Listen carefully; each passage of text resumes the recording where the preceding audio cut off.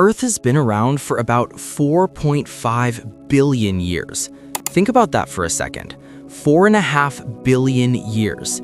It's watched continents collide and break apart. It's survived asteroid impacts that wiped out 99% of all life. It's seen oceans form, freeze, and thaw again. Ice ages, extinction events, civilizations rise and fall like dust. And yet, for all that time, for all that resilience, Earth is temporary. Everything is. Here's the thing that keeps me up at night. We know exactly how it's going to end. Not if, how. And it's not just one way. There are dozens of ways Earth could die. Some would take millions of years. Some would take seconds. Some are already happening right now, and we just don't realize it yet. Today, we're going through every way the Earth will end. Type 1. Human-caused endings, the self-inflicted disasters. Let's start with the endings we could actually cause ourselves, because here's the dark truth. We might not need a meteor or a dying sun to kill this planet. We might do it ourselves. Number 1. Nuclear Armageddon, the atmospheric erasure. Imagine every nuclear weapon on Earth detonating at the same time. Not just the explosions, that's not even the terrifying part. The terrifying part is what happens after. When a nuclear weapon goes off, it doesn't just vaporize the area around the blast. It launches soot and ash and debris miles into the atmosphere. Now imagine thousands of them going off simultaneously. All that material gets flung into the stratosphere where it forms a thick, impenetrable blanket that blocks out the sun. This is called nuclear winter, and it's not metaphorical. The sun gets blocked, temperatures drop, crop failures cascade from the bottom up. Within months, billions would starve. Within a year, most of Earth's biosphere would be dead. The planet wouldn't be destroyed physically, the rocks would still be here, but Earth as a habitable place, dead. A frozen, airless tomb orbiting the sun. The scary part? We have enough nuclear weapons right now to trigger this. We don't need a future technology. We have the capability today. All it takes is one catastrophic mistake, one miscalculation, one moment of global insanity.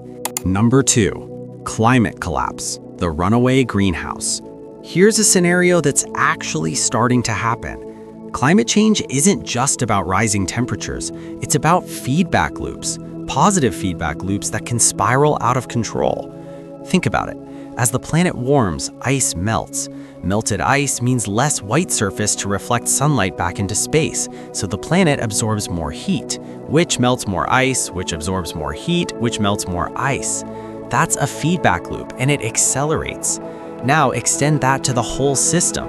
Melting permafrost releases methane, a greenhouse gas 80 times more potent than CO2, which warms the planet more, which melts more permafrost, which releases more methane.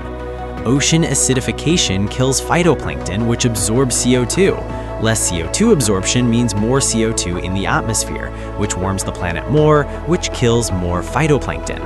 Eventually, you hit a tipping point, a point where the warming becomes irreversible, a point where no amount of carbon reduction matters anymore because the feedback loops have taken over. And here's the kicker. Some scientists think we might already be approaching that point. Maybe we've already passed it. If we cross it, Earth becomes Venus. Oceans boil away, the atmosphere becomes a crushing, toxic hellscape of 500-degree heat and sulfuric acid clouds, a living hell on the only planet we call home. Number 3. Gray goo, the molecular nightmare. This one is theoretical, but it's horrifying. Imagine we create self-replicating nanobots, microscopic machines that can build copies of themselves using raw materials. It's the holy grail of nanotechnology. Imagine what we could do, curing disease at the molecular level, building anything we want atom by atom, ending scarcity forever. But what if something goes wrong? What if a batch of these nanobots malfunctions? What if their replication algorithm goes haywire? What if they start consuming everything around them to build more copies? You'd get what's called gray goo, a self-replicating swarm of nanobots that consumes everything on the planet, rocks, oceans, atmosphere, life, converting all of it into more nanobots. Within weeks, the entire Earth would be transformed into a lifeless mass of microscopic machines. It would look like a gray, featureless sphere from space. All that complexity, all that beauty, all that history, reduced to undifferentiated goo. The planet would still exist, but it would be dead, completely, utterly dead. Type 2, planetary and natural disasters, the extinction events. Now let's move beyond what we can do to ourselves and look at what the planet can do to us. Number 1, asteroid impact, the extinction redo. 66 million years ago, a rock about 10 kilometers wide hit the Yucatan Peninsula. You know what happened?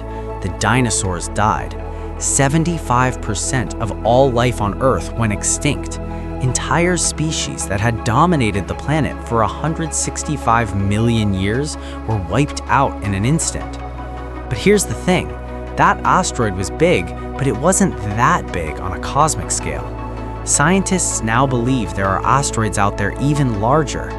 Imagine one hitting Earth, not just the impact zone, the global consequences. The impact would be so violent that it would literally crack the Earth's crust. Magma would spill out everywhere. The entire surface would become a sea of molten lava. The atmosphere would be filled with ash and dust so thick that the sun would be completely blocked out for years. And that's the smaller scenario. If a truly massive asteroid, something the size of a small moon, hit us, the impact could be so powerful that it would strip away our entire atmosphere, just rip it off into space. Earth would become a dead, airless rock. All life would be gone, instantly. We're not talking about extinction, we're talking about absolute annihilation. And here's the kicker. We know it's happened before. We know it will happen again. It's not a question of if, it's just a question of when. Number 2, supervolcano, the year without a sun. Imagine a volcano so massive that when it erupts, it doesn't create a mountain. It creates a crater so huge you could fit the entire state of Rhode Island inside it. These things exist. Yellowstone, Toba in Indonesia, Campi Flegrei in Italy. When a supervolcano erupts, it doesn't just blow ash into the atmosphere. It launches material miles into the stratosphere, so high that it circles the entire planet in weeks. And once it's up there, it blocks the sun. The Toba eruption 74,000 years ago ejected so much ash that global temperatures dropped by about 20 degrees Celsius for years. It triggered a volcanic winter that nearly wiped out humanity. We were reduced to maybe 10,000 individuals. A few thousand more deaths and our species would have gone extinct before we'd even invented agriculture. Now imagine a supervolcano today. Modern civilization depends on consistent crop production, consistent sunlight, consistent temperatures. If a supervolcano erupts, crops fail globally, trade collapses, governments collapse. Within months, billions are starving. Within a year, civilization has crumbled. Within a decade, most of humanity is dead. The planet survives, but human civilization? Done. Number 3, gamma ray burst, the solar fry. This one is cosmic, and it's instantaneous. Somewhere in our galaxy, a massive star reaches the end of its life. It collapses. The core implodes so violently that it creates a black hole. And from the poles of that black hole, 2 jets of energy, relativistic jets, shoot out at nearly the speed of light. These jets are made of radiation so intense that they could cook you from across the galaxy. Now imagine one of these jets points directly at Earth. A gamma ray burst hits our planet. The radiation strips away the ozone layer in seconds, just obliterates it. The ultraviolet radiation from the sun, which is normally filtered by the ozone, suddenly floods the surface unobstructed. Every living thing exposed to sunlight gets cooked. Skin burns instantly. Plants die. The photosynthetic process stops working. The food chain collapses within hours. And it's not a slow death. It's quick, brutal, final. The Earth would still be here, but it would be a dead, radioactive wasteland. Type 3, stellar and gravitational endings, the cosmic killers. Now we're leaving Earth's problems behind and looking at what the universe could do to us. Number 1, the sun dies, a red giant scenario. The sun is middle-aged. It's been burning hydrogen for 4.6 billion years. It has maybe another 5 billion years left before it dies. But death isn't quick or peaceful for a star. In about 5 billion years, the sun will run out of hydrogen fuel in its core. When that happens, it'll start fusing hydrogen in its outer layers. This causes the sun to expand massively. It balloons into what's called a red giant, so huge that its surface reaches past Mars' orbit. Earth will be engulfed, or if it somehow survives the engulfment, it'll be scorched into a cinder, orbiting a swollen, dying star that radiates heat so intense the surface will melt. Either way, Earth is done. All life will be vaporized. The oceans will boil away into steam that drifts into space. The atmosphere will be stripped away. What's left will be a charred, lifeless rock. And here's the thing, there's nothing we can do about it. This is cosmic fate. In 5 billion years, Earth will die because its star is dying. Number 2, the stop glitch. If Earth stopped spinning.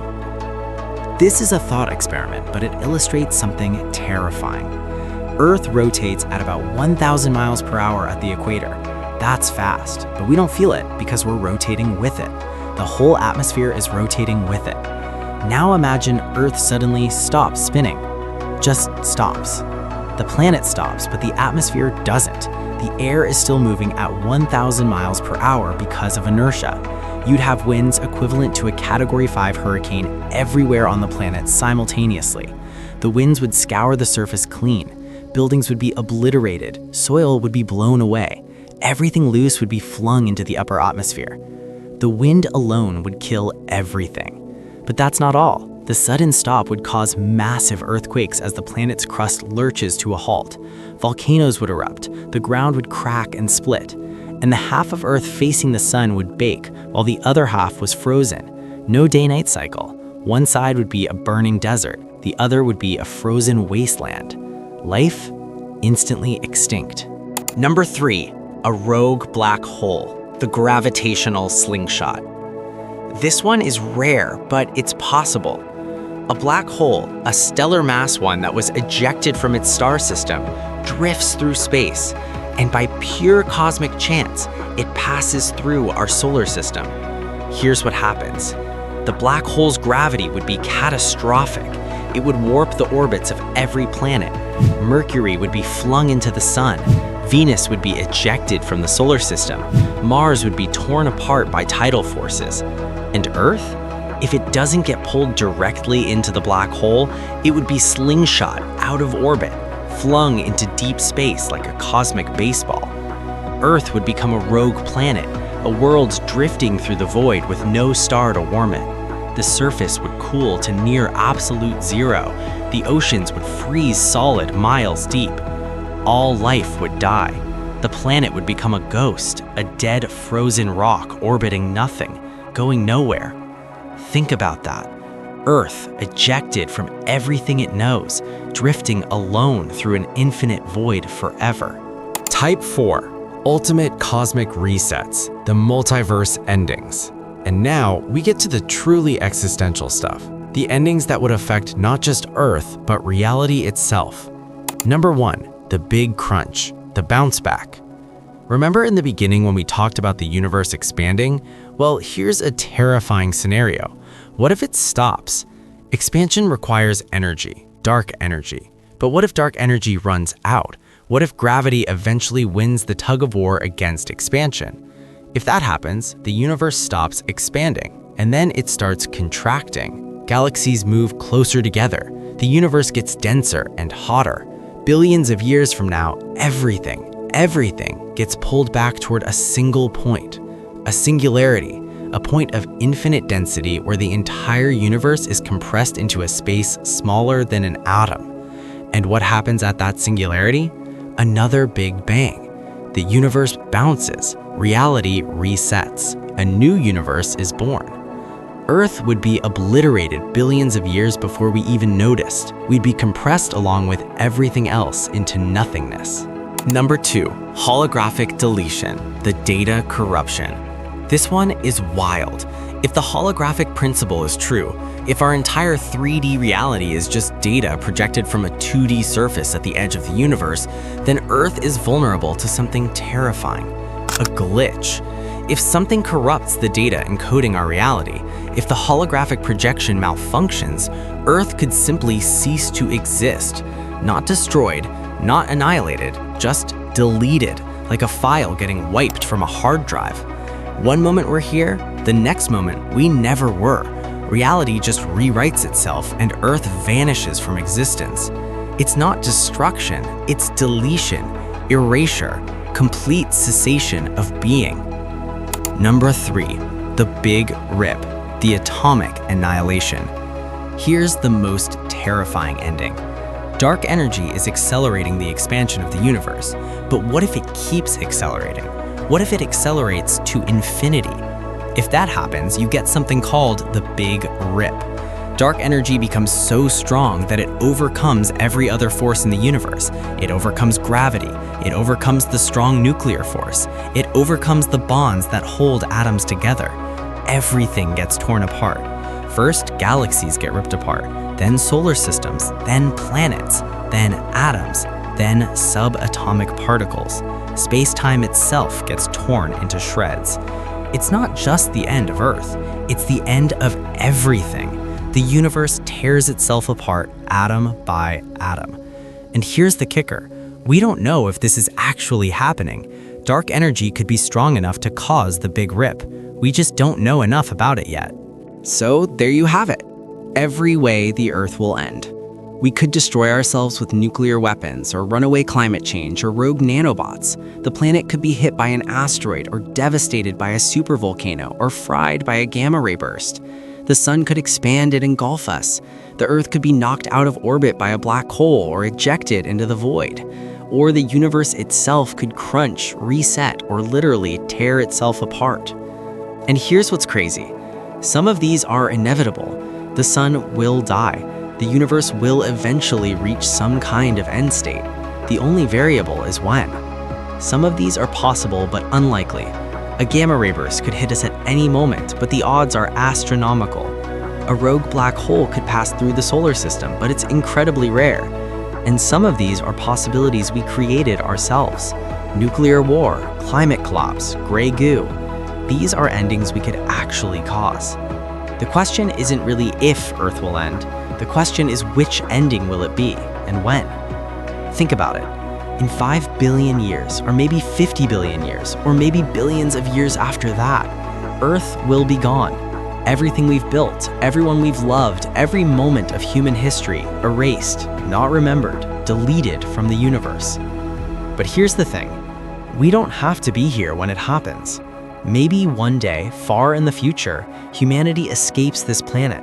We spread across the solar system, across the galaxy, across the universe. Maybe we survive Earth's death. Maybe we become something new. Maybe we're still around to watch the sun die and we're sad about it, but we survive. Or maybe we don't. Maybe this is all we get. This planet, this time, this moment. If you made it through all those endings with me, I appreciate it. Hit that subscribe button, drop a like, and let me know in the comments which ending terrifies you the most. Nuclear war, climate collapse, the Big Rip? Or are you more afraid of the slow death, the sun quietly burning out, taking all of us with it? Thanks for watching. I'll see you in the next video.